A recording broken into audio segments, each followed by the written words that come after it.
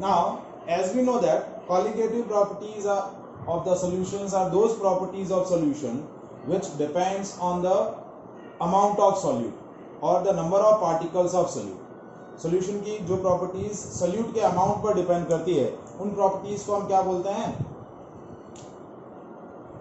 Colligative property. But suppose when we add a solute into the solution and that solute has a tendency to associate or dissociate into the solution. हम suppose अब ऐसा solute add कर रहे हैं जिसकी tendency क्या है, या तो solution में जैसे डिसॉल्व होगा तो डिसोसिएट हो रहा है. तो as it dissociate, as it added into the solution, what will happen? The number of particles increases. So the number of particle increases, then the value of colligative property increases. यदि वो dissociate होने की tendency रख रहा है as it added into the solution, तो क्या होगा? Number of solute particles increase हो जाएंगे. डिसोसिएट होते ही जैसे ही नंबर ऑफ पार्टिकल्स इंक्रीज होंगे कॉलिगेटिव प्रॉपर्टीज की वैल्यू बढ़ जाएगी. और suppose if you add a solute and that has a tendency to associate into the solution, मतलब वो इंटीग्रेट हो रहा है, जॉइंट हो रहा है. So as it associate into the solution, then the number of particles, number of solute particle in the solution decreases. As the number of solute particle in the solution decreases, the value of colligative property decreases. So when we add a solute into the solution that has a tendency to associate or dissociate into the solution, then the colligative properties of the solution change its value. So such colligative properties are known as abnormal colligative properties. Means आप क्या कर रहे हैं?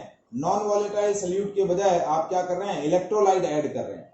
एक ऐसा substance add कर रहे हैं जिसकी टेंडेंसी है एसोसिएट या डिसोसिएट होने की. तो that substance is known as electrolyte.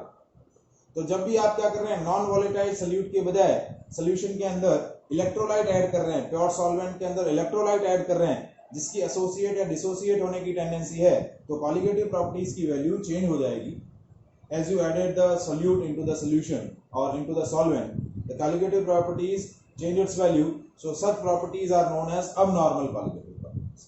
अब हमें पता है कि colligative properties जो हैं वो चार तरीके की हैं. कौन कौन सी है? देखिए, relative lowering in vapor pressure, पहला प्रॉपर्टी. तो इसमें हमने क्या लिखा? P not A minus PA upon P not A is equal to WB upon MB into WA into MA. ये पहली प्रॉपर्टी. दूसरा, एलिवेशन इन बॉइलिंग पॉइंट. तो ये क्या था? Delta TB is equal to AB into M, that is WB upon MB into WA into 1000.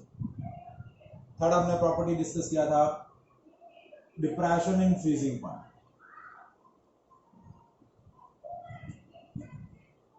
तो depression in freezing point क्या है? Delta TF is equal to KF into WB into 1000 upon MB into WA. और चौथा colligative property था osmotic pressure. तो osmotic pressure की value क्या है? Pi is equal to NRT by या W by M RT by V. तो अब इन चारों कॉलिगेटिव प्रॉपर्टीज के एक्सप्रेशन में आप देखिए, ये कॉलिगेटिव प्रॉपर्टी है और ये आपका molecular mass. Colligative property, molecular mass, colligative property, molecular mass, colligative property और मॉलिक्यूलर मास ऑफ सॉल्यूट. देखिए, हर एक चारों रिलेशन के अंदर colligative property and molecular mass of solute is inversely proportional.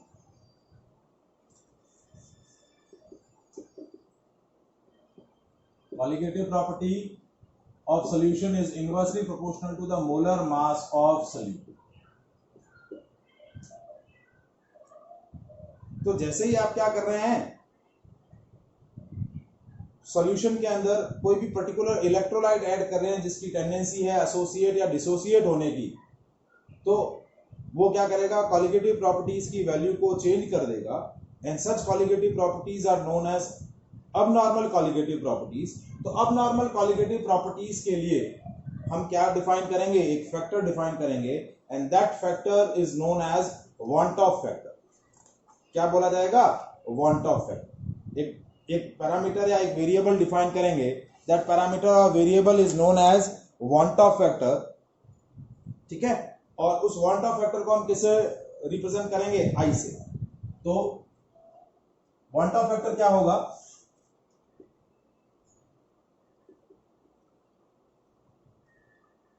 want of factor that is represented by I. That want of factor is basically defined to calculate the value of abnormal colligative property. तो first expression इस want of factor का क्या होगा, number of particles after association or dissociation divided by number of particles before association और dissociation। क्योंकि हम क्या बोल रहे हैं कि एसोसिएशन और डिसोसिएशन के बाद आपका क्या हो रहा है, number of solute particle increase हो रहे हैं या डिक्रीज हो रहे हैं। तो यदि एसोसिएट हो गया तो नंबर ऑफ पार्टिकल्स कम हो जाएंगे, तो वांट ऑफ फैक्टर की वैल्यू लेस देन 1 आ जाएगी। और यदि डिसोसिएट हुआ तो number of particles after the dissociation बढ़ जाएंगे, तो आपका वांट ऑफ फैक्टर का वैल्यू क्या हो जाएगा, मोर देन 1 हो जाएगा। तो वांट ऑफ फैक्टर क्या है, number of particles after dissociation और association divide by the number of particles before association and dissociation. Dissociation हुआ तो नंबर ऑफ पार्टिकल्स ज्यादा होंगे, तो ये वैल्यू बड़ी है, न्यूमरेटर डिनोमिनेटर छोटा होगा, आई की वैल्यू मोर देन 1 आएगी। तो ये आपका डिसोसिएशन के, और आई की वैल्यू लेस देन 1 आएगी एसोसिएशन की। और ये जो जितनी भी कॉलिगेटिव प्रॉपर्टीज है, इन कॉलिगेटिव प्रॉपर्टीज में क्या चेंज होगा, इन सब में वांट ऑफ फैक्टर मल्टीप्लाई हो जाएगा।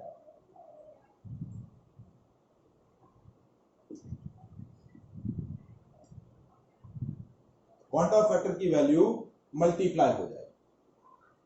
सो whenever we are solving the question related to the colligative properties, तो आपको एक पॉइंट जो है वो सबसे इंपॉर्टेंट माइंड में सेट कर देना है कि जो आप सोल्यूट ऐड कर रहे हैं वो सोल्यूट नॉन वॉलेटाइल है या फिर इलेक्ट्रोलाइट है। यदि नॉन वॉलेटाइल है तो वांट ऑफ फैक्टर कैलकुलेट करने की जरूरत ही नहीं है, सिंपली जैसे पहले कर रहे थे, अब तक जो कर रहे थे वही करेंगे।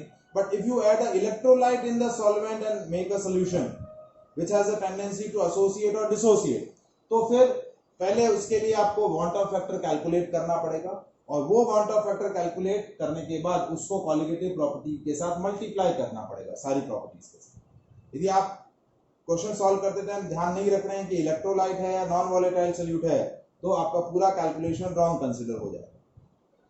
तो क्वेश्चन करते टाइम आपको याद रखना है कि आपका सॉल्यूट कैसा है, इलेक्ट्रोलाइट है या नॉन वॉलेटाइल है। Is it clear? ठीक है, कॉल डिस्कनेक्ट हो जाए तो वापस ज्वाइन हो जाइएगा, कि 10-15 मिनट का ये टॉपिक बाकी है, चैप्टर फिनिश हो जाएगा। ठीक है,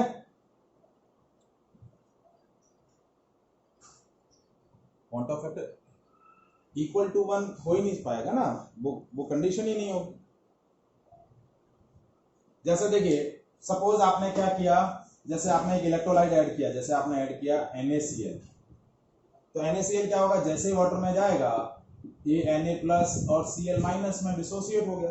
तो पहले बिफोर डिसोसिएशन क्या था, एक पार्टिकल था, आफ्टर डिसोसिएशन कितने पार्टिकल हो गए, 2। तो वांट ऑफ फैक्टर कितना आया, 2/1, यानी कितना आ गया, 2। अब suppose if you are adding acetic acid, तो एसिटिक एसिड क्या होता है, ऑर्गेनिक सॉल्वेंट में एसोसिएट हो जाता है, वो डाइमर बना लेता है। एसिटिक एसिड नहीं, इथेनॉइक एसिड, सॉरी। तो इथेनॉइक एसिड क्या होता है, डाइमर बना लेता है। तो इसके 2 मॉलिक्यूल थे बिफोर एसोसिएशन, आफ्टर एसोसिएशन कितना बचा, 1। तो वांट ऑफ फैक्टर कितना हुआ, 1/2। तो आई की वैल्यू क्या हो गई, लेस देन 1। यहाँ आई की वैल्यू क्या है, मोर देन 1। ये हो गया डिसोसिएशन, ये हो गया एसोसिएशन। आई की वैल्यू 1 नहीं आएगी कभी भी,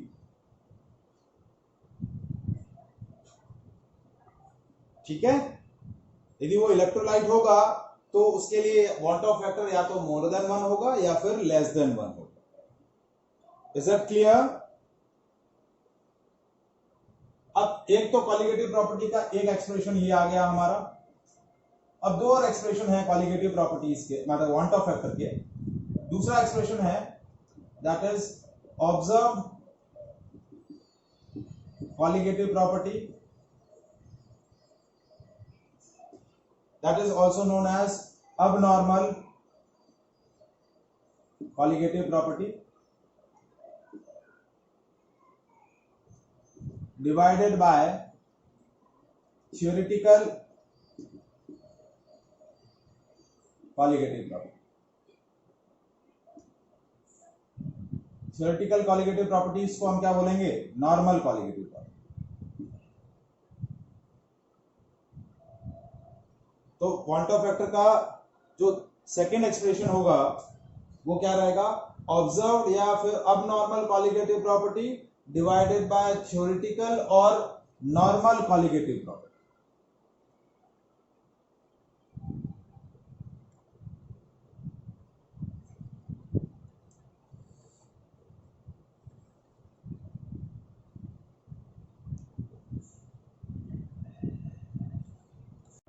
अब हमने नेक्स्ट जो पॉइंट डिस्कस किया था कि कॉलिगेटिव प्रॉपर्टी और molar mass of solute inversely proportional होते हैं। Colligative property inversely proportional to the molar mass.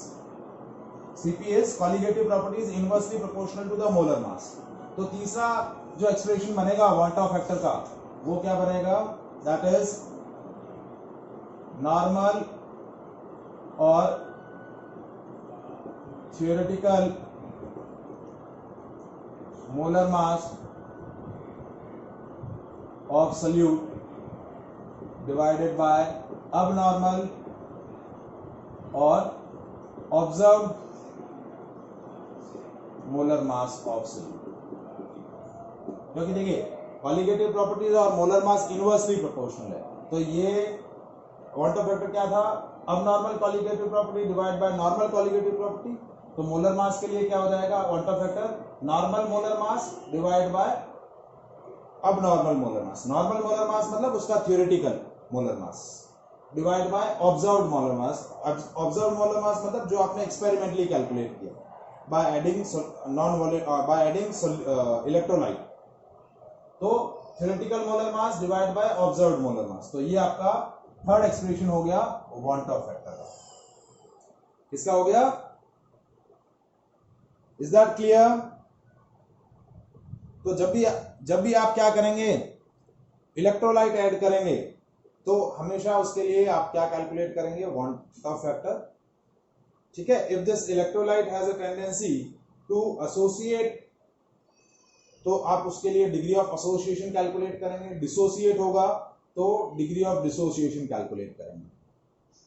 तो नेक्स्ट हमारा जो टॉपिक है वो है degree of association and degree of dissociation of electrolyte and its relation with quantum factor।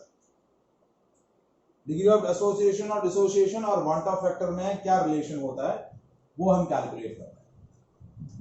तो हमारा फर्स्ट प्रोसेस है डिसोसिएशन।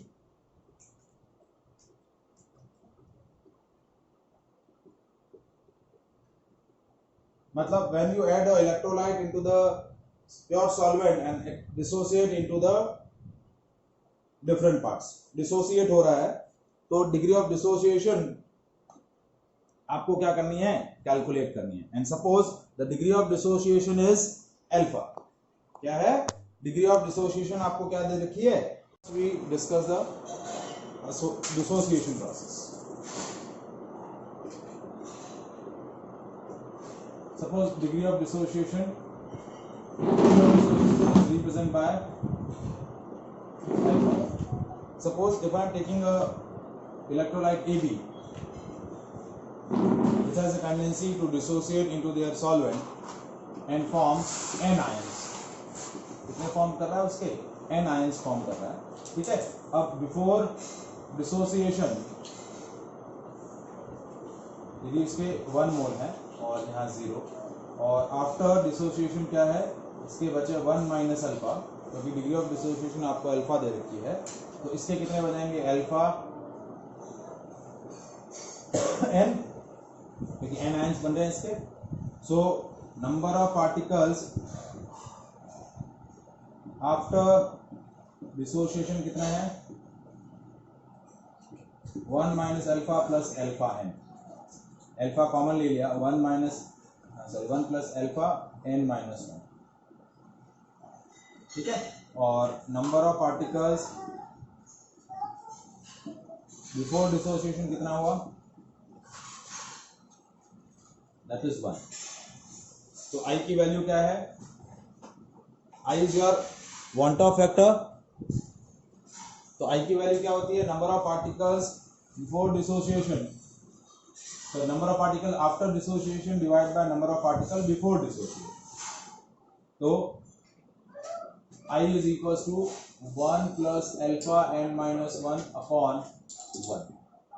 ये number of particle after dissociation है, number of particle before dissociation।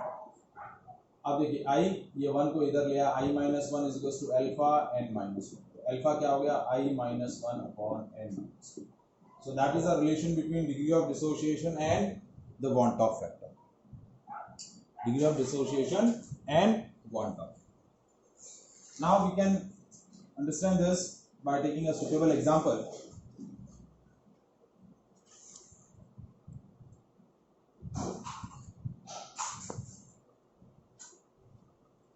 ठीक है, जैसे if I am taking a salt electrolyte sodium carbonate, when dissolved in a solvent it will form sodium ion and carbonate ion। Let's suppose कि इसकी degree of dissociation जो है 50% है, मतलब alpha की वैल्यू जो है वो 0.5 है, ठीक है। अब मुझे कैलकुलेट करना है वांट ऑफ फैक्टर। तो वांट ऑफ फैक्टर कैसे कैलकुलेट करूंगा, देखिए अल्फा की वैल्यू 0.5, नंबर ऑफ पार्टिकल कितने फॉर्म हो रहे हैं आफ्टर डिसोसिएशन, n की वैल्यू है 3, तो I की वैल्यू कैलकुलेट करनी है। तो I अल्फा है 0.5 is equals to I minus 1 upon 3 minus 1, ये बच गया 2 यहाँ से मल्टीप्लाई होगा तो 0.5 into 2 is equals to I minus 1 हो गया, 2 इंटू 0.5 1 प्लस 1 I की वैल्यू कितनी होगी 2। तो वन फैक्टर कितना आ जाएगा, कितना आ जाएगा 2 आ जाएगा। लेकिन सपोज यही आपका डिग्री ऑफ डिसोसिएशन जो होता 100% होता है, अल्फा की वैल्यू 1 होती है और एंड, तो आपका वांट ऑफ फैक्टर 3 आ जाता। कैसे, कंप्लीटली डिसोसिएट हुआ है तो number of particle after dissociation कितने हैं 3 और बिफोर डिसोसिएशन कितने हैं 1, तो 3/1। न्यूमेरिकली भी हम ये पार्ट कैलकुलेट कर सकते हैं। देखिए अल्फा की वैल्यू 1, एन की वैल्यू 3, तो 1 is equal to I minus 1 upon 3 minus 1, तो 1 into 2 is equal to I minus 1, 2 plus 1 is equals to I, तो I की वैल्यू क्या आ गई। So that is the relation between degree of dissociation and the want of factor. Is that clear? ठीक है, so next is association. Suppose, और degree of association को हम represent कर रहे हैं बीटा से। सपोज आपका एक मॉलिक्यूल है AB मॉलिक्यूल, ठीक है, and it will be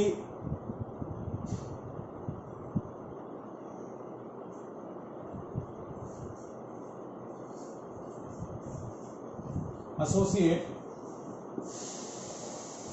like that, यानी उसके n मॉलिक्यूल्स जो थे वो इस तरीके से एसोसिएट हो गए, सॉरी हाँ एसोसिएट हो गए, NAB इज एसोसिएट इनटू।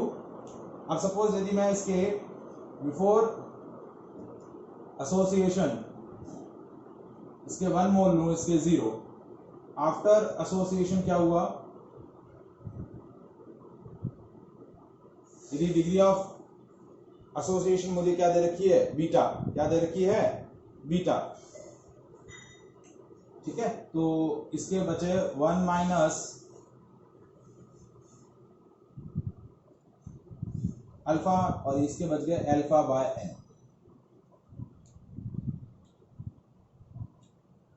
ठीक है, सॉरी 1 माइनस बीटा और beta by degree of association को हम बीटा से रिप्रेजेंट करते हैं कि इसके बीटा मोल एसोसिएट हो गए, इसके कितने बने बीटा बाय एन। तो अब पार्टिकल्स कितने हुए देखिए, number of particles after association कितने बचे, 1 minus beta plus beta by n, तो 1 plus beta common 1 by n minus 1, ठीक है। और number of particles before association कितने हैं, बिफोर एसोसिएशन कितने पार्टिकल है, एक पार्टिकल है। कितना पार्टिकल है, एक पार्टिकल है।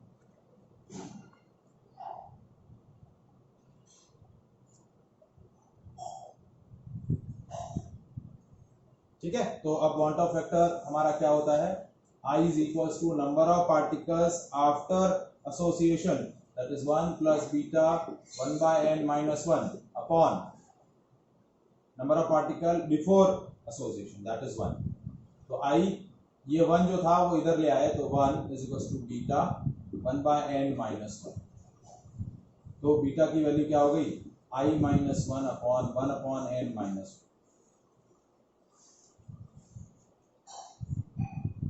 अल्फा का एक्सप्रेशन क्या आया था, देखिए अल्फा का एक्सप्रेशन था I minus 1 upon n minus 1, ये था degree of association, sorry dissociation, और ये है डिग्री ऑफ एसोसिएशन।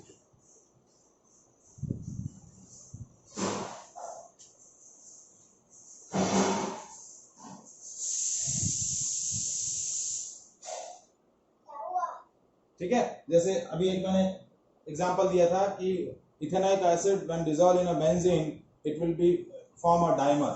तो कैसे डाइमर फॉर्म कर रहा है, देखिए 2C6H5COOH form a dimer.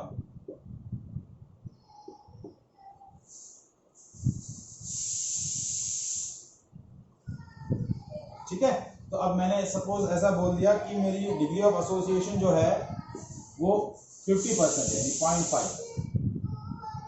Beta की वैल्यू मुझे 0.5 दे रखी है और क्वांटम फैक्टर मुझे कैलकुलेट करना है। ठीक है, n की वैल्यू क्या होगी, n की वैल्यू नंबर ऑफ पार्टिकल्स 2। तो देखिए I is equals to beta is equals to I minus 1 upon n minus 1। तो देखिए बीटा की वैल्यू कितनी आई, बीटा की value 0.5 is equals to I minus 1 upon 1/2 minus 1।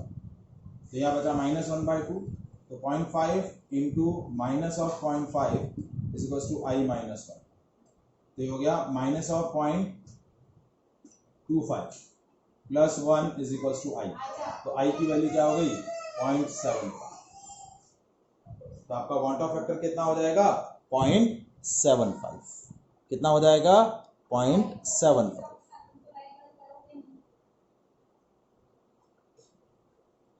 Is that clear? So these variety of questions basically asked in the abnormal colligative properties। ठीक है, numericals इस section के आपके बाकी हैं।